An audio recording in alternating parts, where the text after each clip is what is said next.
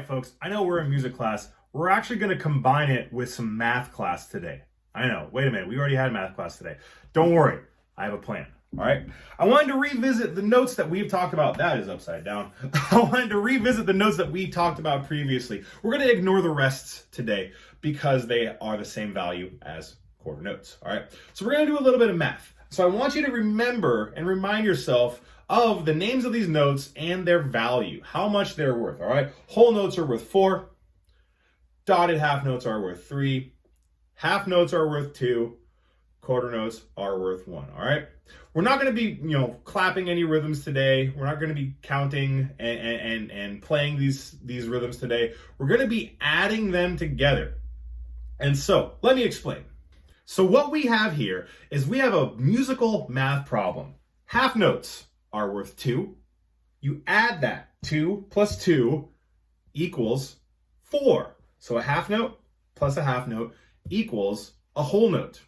So if you think about it, we're just doing musical math using different symbols instead of numbers, all right?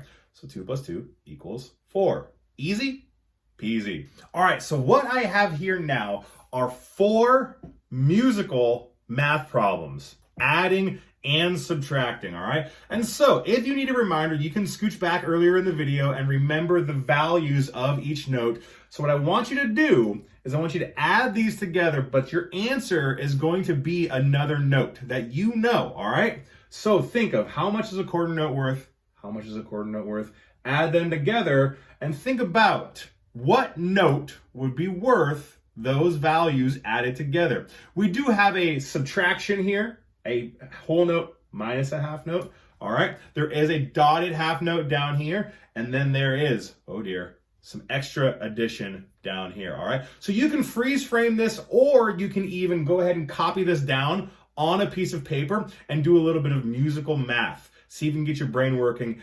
Remember the values of each note. That's the goal, all right? Enjoy, kindergartners.